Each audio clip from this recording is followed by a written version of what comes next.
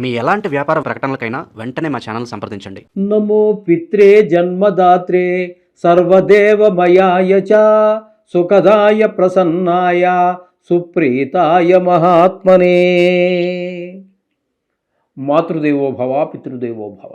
వృశ్చిక రాశి వారికి డిసెంబర్ నెల 2025 సంవత్సరం గోచర ఫలితాలు ఏ విధంగా ఉంటాయో సశాస్త్రీయ పద్ధతిలో తెలుసుకునే ప్రయత్నం చేద్దాం. గురు యొక్క సంచారం ఈ నెల రోజుల్లో తులారాశితో ప్రారంభమవుతోంది. ఆ తులారాశిలో 6 రోజులు ఉంటున్నారు. తదుపరి జన్మంలోకి వచ్చిన తర్వాత ఆయన 24 రోజులు ఉంటున్నారు. తదుపరి ఒకే ఒక్కరోజు ద్వితీయ స్థానంలో సంచారం చేస్తూ ఉన్నారు.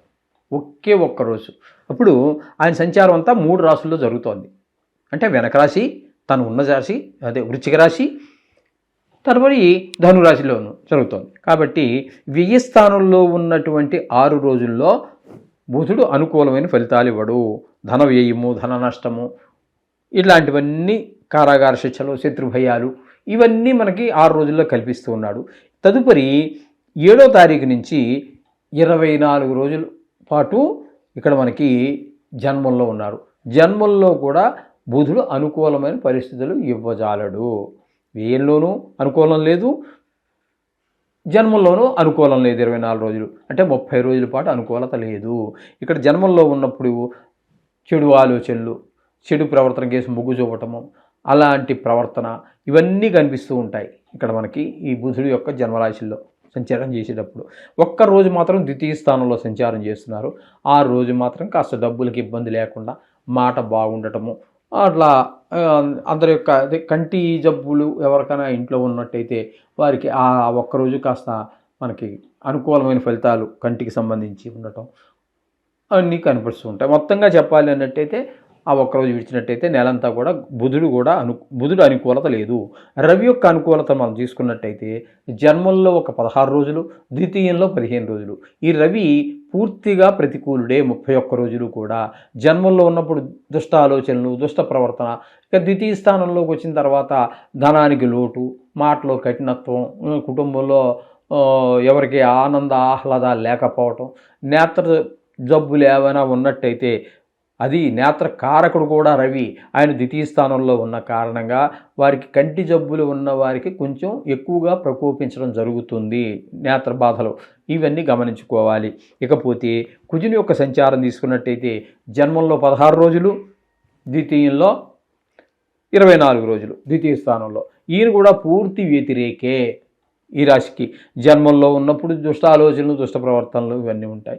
ఇక ద్వితీయంలోకి వెళ్ళిన తర్వాత కూడా డబ్బుకి లోటు ఉంటుంది, మాటలో కఠినత్వం ఉంటుంది, కుటుంబంలో ఎవరికి బాగుండదు, నేత్ర కంటికి సంబంధించినటువంటి వ్యాధులు ఉన్న వారికి మరింత ఇబ్బంది కలిగించేటటువంటి పరిస్థితి కూడా కనబడుతుంది. ఇకపోతే శుక్రుని యొక్క సంచారం తీసుకున్నట్టయితే జన్మంలో ఒక 20 రోజులు, ద్వితీయ స్థానంలో 11 రోజులు. శుక్రుడు మాత్రం ఈ 2 స్థానాలలో 4 గ్రహాలు ఉన్నాయి. బుధుడు, రవి, కుజ, శుక్ర.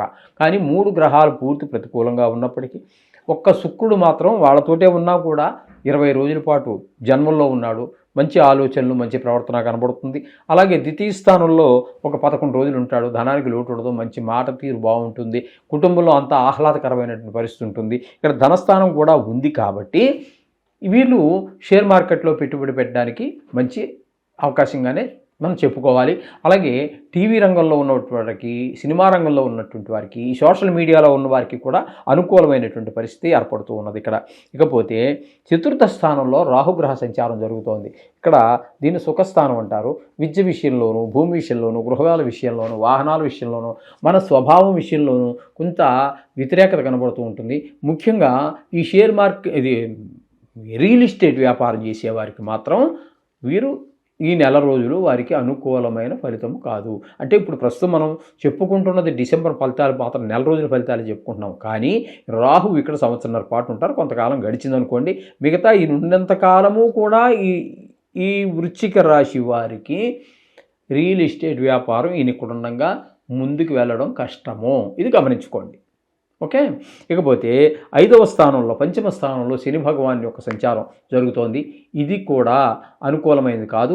సంతానం విషయంలో, కొన్ని చదువు విషయంలో, గాయాలు చేసే విషయంలో, చెడు స్నేహాల విషయాల్లో ఇబ్బంది పెట్టేటటువంటి పరిస్థితి అంతా శని భగవానుడి వల్ల జరుగుతూ ఉంటుంది. ఇది ఒకటి గమనించుకోవాలి మీరు. ఇకపోతే 9, 8 స్థానాలలో గురుగ్రహ సంచారం జరుగుతోందండి. మొదట 8 చెప్పుకోవాల్సింది కాకుండా మొదట 9 చెప్పుకుంటున్నాం. ఎందుకని 1వ తారీఖు నుంచి 6వ తారీఖు వరకు అతిచారము వలన ఆయన కర్కాటక రాశిలో, అంటే ఇక్కడ వృశ్చిక రాశి నుంచి ఇది తీసుకున్నట్టయితే భాగ్యస్థానం అవుతుంది. భాగ్యస్థానంలో 6 రోజుల సంచారం. భాగ్యస్థానంలో గురువు యొక్క సంచారం 6 రోజులు చాలా బాగుంటుంది. అలాగే దాన ధర్మాలు చేయగలుగుతారు, గుళ్ళకి వెళ్ళగలుగుతారు, తండ్రి గారి ఆరోగ్యం బాగుంటుంది, ఆయన ఆశీర్వచనాలు మీకు లభిస్తాయి. తదుపరి 9 నుంచి 8కి వెళ్తున్నారు. ఈయన అతిచారం వల్ల ముందుకు వచ్చాడు, కానీ ఈయన ఉండవలసింది యాక్చువల్గా ఎక్కడంటే మిథునంలోనే. కాబట్టి అక్కడ 25 రోజులు ఉంటున్నారు. ఆ 20 రోజులు అష్టమ స్థానంలో ఉన్న కారణంగా కొంతమందికి ఉద్యోగం నుంచి సస్పెండ్ అవ్వటం, లేకపోతే డిస్మిస్ అవ్వటం, ప్రైవేట్ కావచ్చు, గవర్నమెంట్ ఉద్యోగం కావచ్చు, లేదా అలాగే ధన నష్టం వచ్చే అవకాశం ఉంటుంది.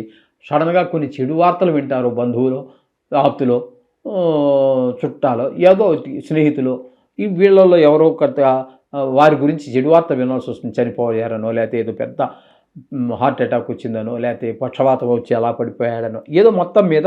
అలాగే కొంతమందికి భార్య పీడ, అంటే కొంతమందికి భార్య చనిపోవచ్చు, లేదా పీడ అనేటప్పటికీ రకరకాలు ఉంటుందిలేండి. అందులో కూడా మళ్ళీ కొంతమంది ఇంకెందుకు పనికి రాకుండా ఉన్న మనిషి బతికితూ ఉంటే మాత్రం ప్రయోజనం ఉంటుంది.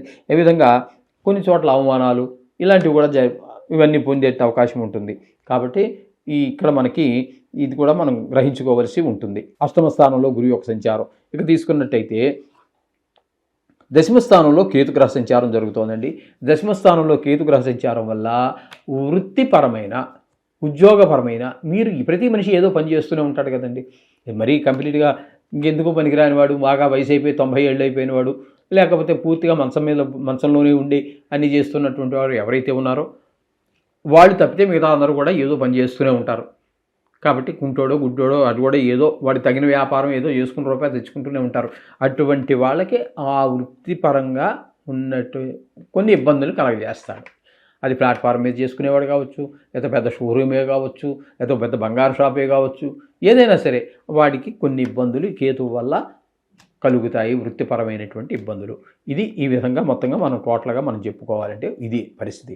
అయితే ఇక్కడ బుధుడు ఒక్కరోజు మాత్రమే అనుకూలమైన పరిస్థితి ఉన్నాడు. శుక్రుడు పూర్తిగా అనుకూలంగా ఉన్నాడు. గురువు ఒక 6 రోజులు మాత్రమే అనుకూలంగా ఉన్నాడు. మిగతా గ్రహాలు ఏవి కూడా ఇక్కడ అనుకూలంగా లేవు. ఇది గమనించుకోండి. అంచేత మీరేం కంగారు పడిపోక్కర్లేదండి. ఇది కేవలం గోచారము.